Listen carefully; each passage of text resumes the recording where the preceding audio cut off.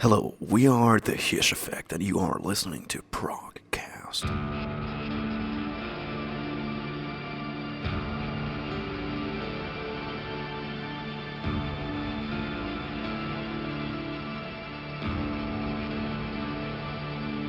Welcome back to another episode of the Progcast.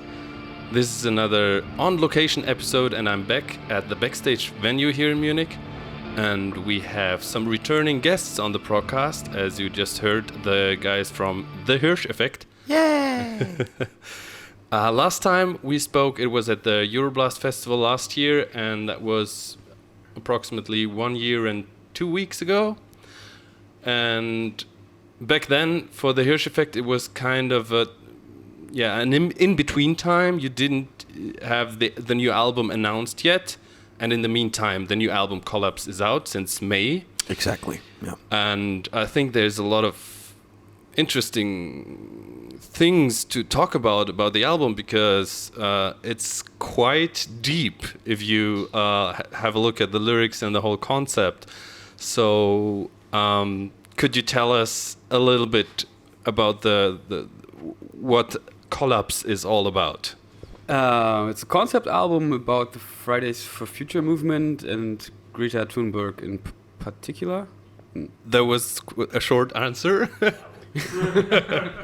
Well, part of the album is clearly inspired by the Fridays for Future movement and the question of the climate crisis, as well, particularly influenced by Greta Thunberg.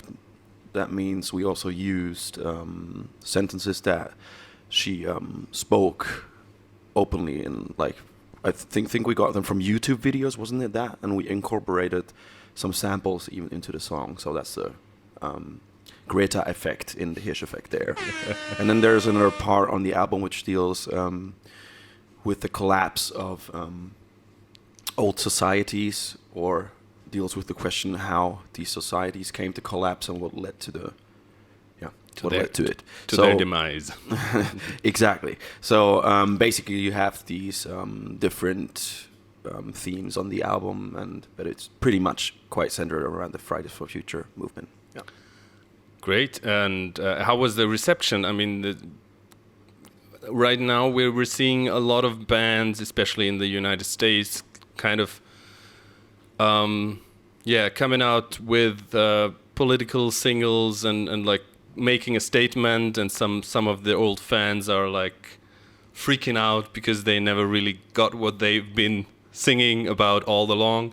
So how has the reception for Kollaps been for you? I mean, for us it's been great. I mean, nobody's criticized negatively about the album's overall theme or us thematizing the climate crisis, or like taking the point of view from the Fridays for Future movement. Like, we haven't heard any negative feedback. I guess there was a little bit hate on now they're going pop because, you know, they're musically writing shorter songs or whatever, and maybe some people were missing the 10-minute pieces or the 14-minute long pieces on this record, but that's sort of more a musical aspect and not about the, album's overall theme. Actually, we got really much positive feedback, so the people seem to like the idea that, Nils wrote lyrics to a very actual and current theme that is sort of, like concerning everybody. Yeah, that's great. I'm happy to hear that. But I also think, of course, that your music has overall a younger audience. It's energetic and youthful, I'd say. So, yeah. Oh, you think so? Yeah. Interesting, because we've discovered that actually, like, all age groups are present at the concert. So we sometimes also have really like older people in the crowd who are like way beyond the 50. So that's why we always get the impression it's a very mixed audience.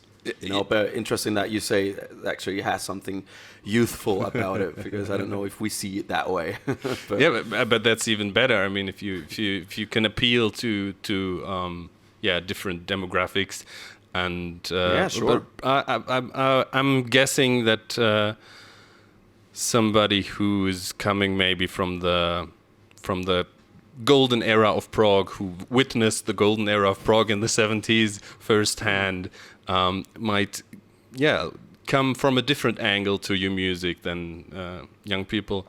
That was Kollaps, and then after the release of Kollaps, at one point you put out an amazing video in a studio with strings and all, and then there was a crowdfunding for an EP, and exactly. It looked really, really cool. So could you fill us in what that is all about?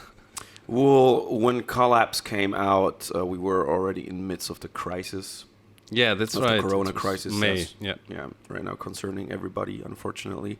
So since we couldn't do the tour, and sort of it could be foreseen that even our postponed tour in November could not take place, we started to think of an alternative plan. I have to wind back. We got this studio session as an offer, which was not connected to what has now become the crowdfunding EP, Gregær. Mm-hmm. But officially it was just a session request that we got, and we sort of thought, it would be kind of cool to have this piece rearranged with like a small orchestra, strings and flutes and synthesizers and everything. And we got the offer that this arranger, Anthony Williams, would do it for free, and we wouldn't have to pay any extra for the whole thing, because it was a sort of like a group of people or a band who would then organize various musicians who would just give these offers to bands that they're going to perform a track with them live in the studio. So we just said yes to the whole thing, and it turned out to be really, really amazing. Like first we didn't know at all what to expect, and we just let them sort of do their thing. And then in the end, the outcome was incredible. And as then we sort of realized we could not tour Kollaps, we started this idea that, actually the session was so great.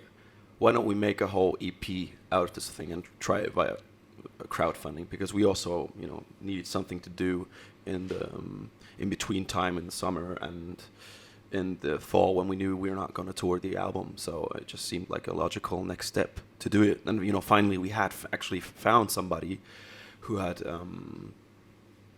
done his job incredibly in arranging these pieces in a whole different way. So that's how it came to be. So now the crowdfunding was very successful. It was very successful. Yeah, it seemed a lot of people liked the idea, which of course is great for us. I mean, we're very, very happy about it. And so now, what are the next step? Is there a release date already for the EP? It's sort of still like we have by now recorded all the orchestral instruments, and the recording process is almost finished, but we don't yet kind of have a release date. It might even be next year, like beginning January maybe, but sort of it's we still have to find it out. It also has to do with our label, and when the product is finished and when they can start producing the EPs on vinyl and so on. So it's could be December, could be January. We hope so. Okay, cool. Stay tuned. Stay tuned on the Hirsch Effekt socials. Now, in the end, you were able to play some shows of the tour at least, and today in Munich is the very last show of that tour. How has that been so far, the live shows that were able to go forward? I mean, it's great. We could play some live shows because I think a lot of bands could not play any shows at all this year.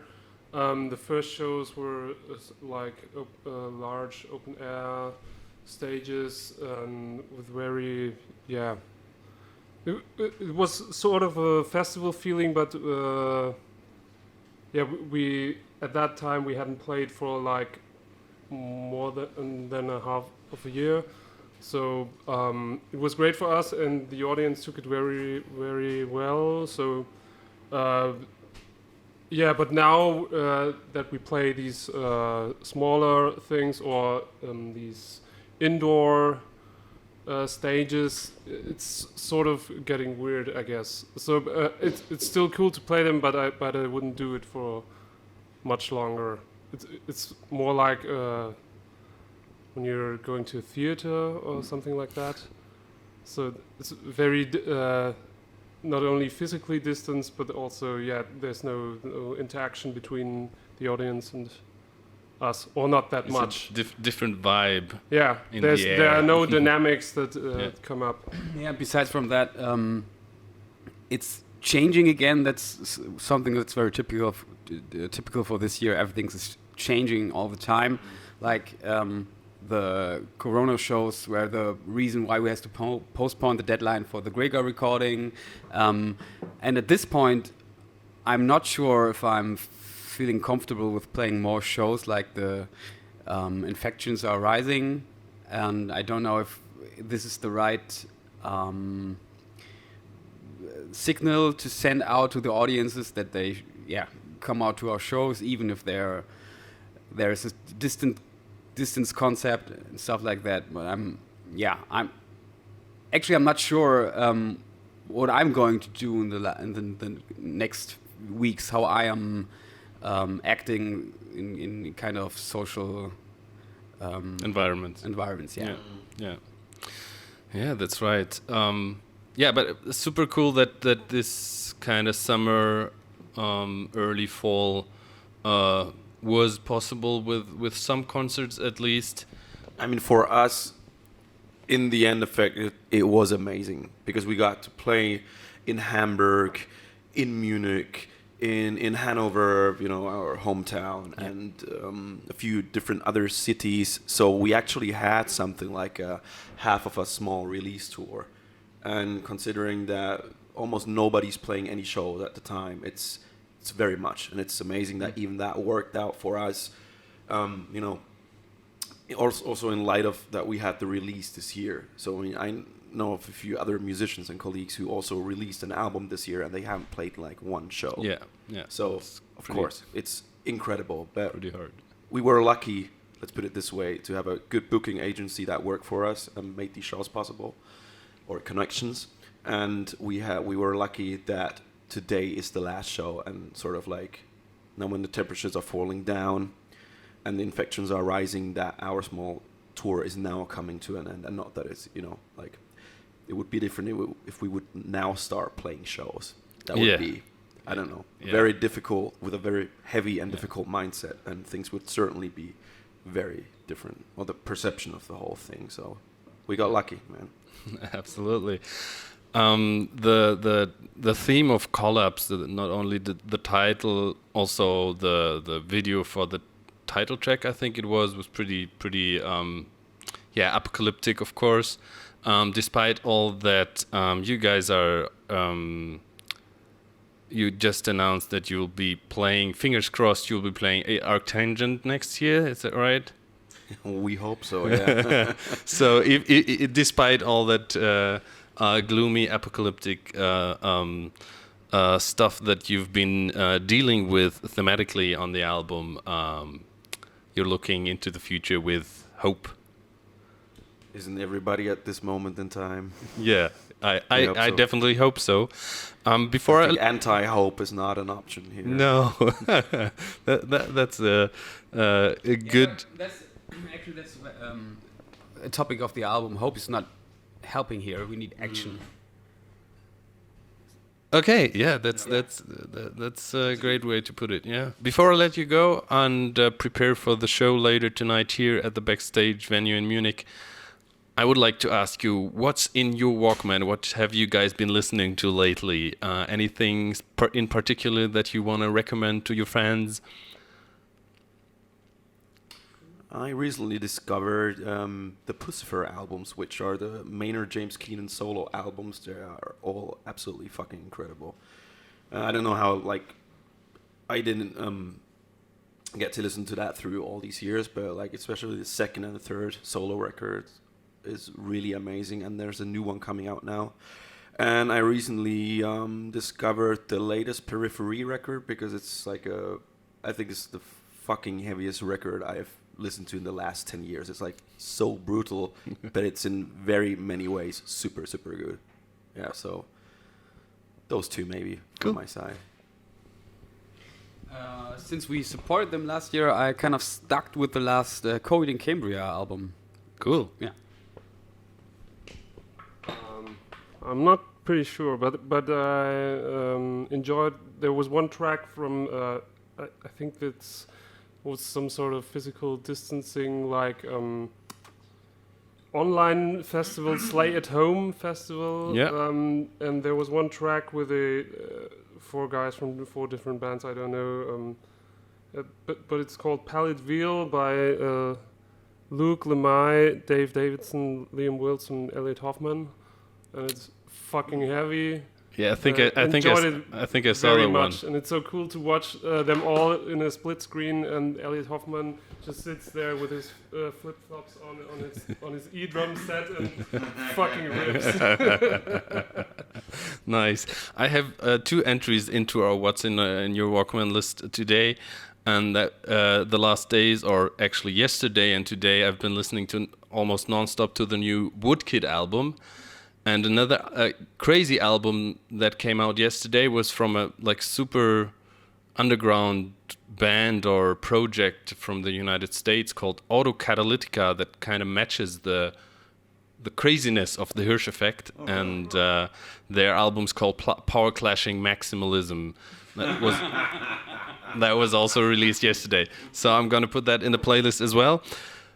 Thank you guys for being on the Progcast again. All the best with the last recordings for Gregær, and thank you. Keep us posted. Of course, always just check out our social media, Facebook and Instagram. Thank you, people. All right. Thank you guys for listening. As always, take care of yourselves, take care of your loved ones, and listen to crazy music. Yeah, take care. Bye. The Progcast is a production of Stuus Media and is presented by the Progspace. It is produced by Randy M. Salo, Janine Stengel-Lewis, Blake Lewis, and Dario Albrecht. Our theme music is by This Is Not an Elephant, and Van Kirsch does our graphics. New episodes of the Progcast drop every Monday and Thursday. And don't miss our Friday Top 5 episode where we discuss our favorite new releases from that week. For more interviews and reviews in the written form, check out theprogspace.com.